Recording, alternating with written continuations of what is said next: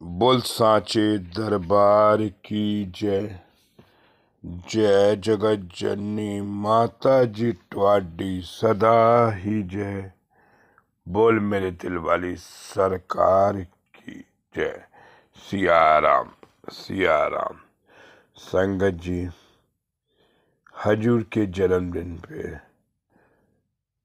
सेवादारों को शिक्षा देना।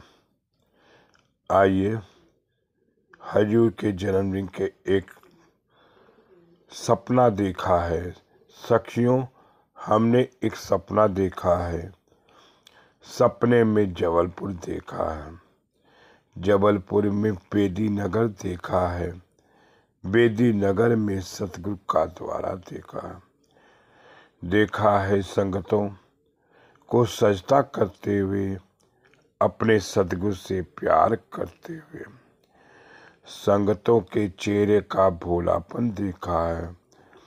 आंसुओं से भरी नम आंखों को देखा है। सूनी नजर को कुछ तलाशते देखा है।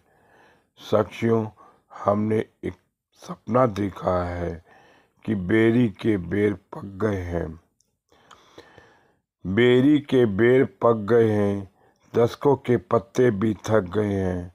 फिर एक बार जन्मदिन हो जाए। फिर एक बार जन्मदिन हो जाए। सखियों, हमने एक सपना देखा है। सपने में जबलपुर देखा। संगत जी, मेरे हजूर जी का जबलपुर में जन्मदिन पे संगतें हर शहर से पहुंच रही थी। आइए, एक सुंदर सी साखी जबलपुर में श्री हजूर द्वारा अमृत वेले का अमृत वर्षा। मेरे श्री हजूर जी के जन्मदिन मनाने के लिए जयपुर की संगत के साथ जबलपुर दरबार में हाजिर हुए। प्रभात 4 बजे का समय था।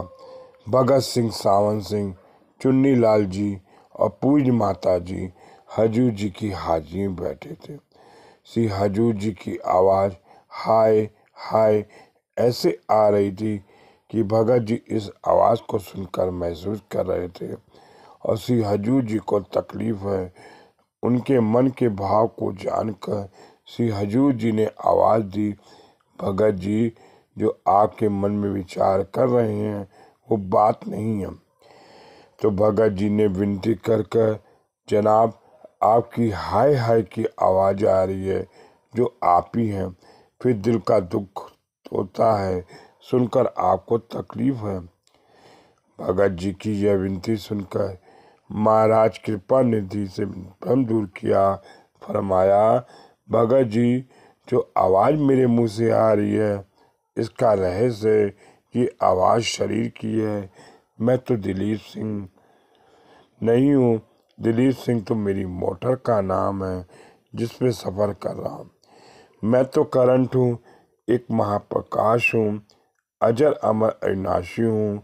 मैं जन्म मरण में नहीं आता, पर आपका भ्रम दूर करने के लिए एक बात खोलता हूँ। कहते हैं जैसे महिलाएं दही खिलौने के लिए मदानी डालती हैं, ये बात जानती है कि दूध अमर वस्तु नहीं है। इसमें एक चीज है जो अमर है। गुणवाणी में लिखा है, संगल वनस्पत में बेसंतर, संगल दूध में घी आवे, नीच ईच ऊंच में जोश समागी, खटखट मांगो। नानक जी लिखते हैं, काहे रे वन खोजने आए, सन निवासी सदा अलया, तेरे संग समाई, पोप मध जो बास वसत, मुक्कर माहे जैसे छाई, जैसे हरि बस नित खट को जबा। आई, दूध के अंदर जो घी है उसे पाने के लिए दूध का दही जामा लगाना पड़ेगा और दूध की असुद्धता, उसका उछलना कूदना बंद हो जाता है और कीमत बढ़ जाती है। जल्दी बिगड़ने का खतरा समाप्त हो जाता है और जो खतरा अभी मौजूद है वो दही खट्टी होकर बिगड़ जाता है। अब दही को एक बर्तन में डालेंगे।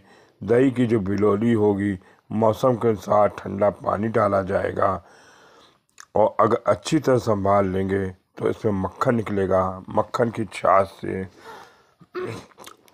की तुलना से वजन ज़्यादा होगा, आकार बदलेगा और घी निकलेगा। ऐसे ही हजूर को पाने के लिए, हजूर के वचनों को पाने के लिए आपको दही जैसे मथना पड़ेगा। जितना आप सदगुरु को प्यार करेंगे तभी आप सदगुरु को पा पाएंगे। इसलिए भगत जी सुनो, जो मेरी हाय हाय की आवाज़ है वो मदानी है। जैसे मक्खन बनाने के लिए डाली गई और तपस्या करते हुए तपने के लिए मक्खन तपेगा और घी बनेगा और अमर हो जाएगा और खुशबू निकलेगी। दुख सुख दोऊ समकर जाने, मान अपनाना, हर शोक से ले अतीत लिए चक बचाना। इसलिए श्री गुरु अर्जुन देव जी ने गरम लौ पर बैठकर गरम गरम रेत शीशे पर पड़ रही थी, पर वो कहा नहीं रहे थे, हाय नहीं कर रहे थे, क्योंकि वो तत् हो चुके थे। गुरु गोविंद सिंह ने अपने चारों पुत्रों को कुर्बानी दी, फिर भी आंसू नहीं निकले। जब कोई सेवक गुरु गोविंद सिंह के अफसोस करने आया तो उन्होंने चारों पुत्र शहीद हो गए, एक भी न बचा। ये श्लोक उन्होंने कहा, इन पुत्रों के शीश वार दिए सुन चार। तो सेवकों ने आगे कहा, महाराज आपको दुख दर्द नहीं हुआ? तो अपने श्लोक में कहते हैं, मैं हूँ परम पुरख का दासा, देखन आयो जगत तमाशा। तो हजूर जी ने कहा, मैं तो नाटक का पार्ट अदा कर रहा हूँ। दिलीप सिंह तो मोटर का नाम है, मैं दिलीप सिंह नहीं हूँ। इंजन अलग है, बॉडी अलग है। भगत जी हमेशा याद रखना, कुछ समय बाद मैं पर्दा करने वाला हूँ, तो दिलीप सिंह का शरीर मत मानना।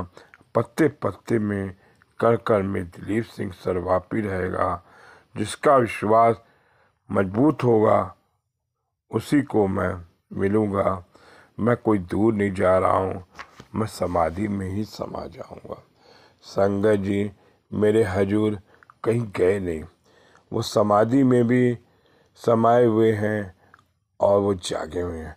तभी तो हजूर के जन्मदिन पे हम संगतें जबलपुर जाती हैं और मेरे हजूर जी सबको निहारते हैं, कौन कैसा है, कौन कितना मत के आया है और कौन कितना आया।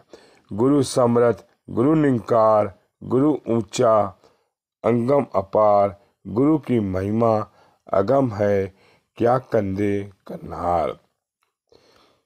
गुरु समरथ अपार, गुरु बड़भागी, गुरु दर्शन हेतु, गुरु अगोचर निर्माना। गुरु जेवर अब अटना कोय, गुरु करता गुरु करनार, गुरु मुखी सच्ची सोए। गुरु से बाहर कुछ नहीं, गुरु कित्ता लोन से होए। गुरु परमेश्वर पूजिए, मन ताए मन तन लाए प्यार।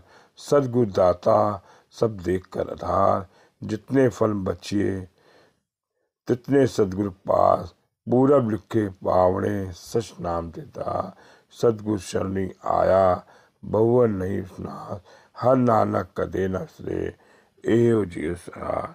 इसलिए संगत जी, सदगुरु से जो मुख से निकले सब वचन सत होते हैं, जो कोई माने या ना माने। सदगुरु सूरज की तरह है, बहुत दूर होते भी उसका प्रकाश सब जगह है। ऐसे मेरे हजूर को बरबरवाइए और जन्मदिन पे उनके हम दर्शन करें और उनके कहे हुए वचनों का अनुसरण करें। बोल साचे दरबार की जय। जय जगत जननी माता जी ट्वाडी सदा ही जय। बोल मेरे दिलवारी सरकार की जय। सिया राम सिया राम सिया राम।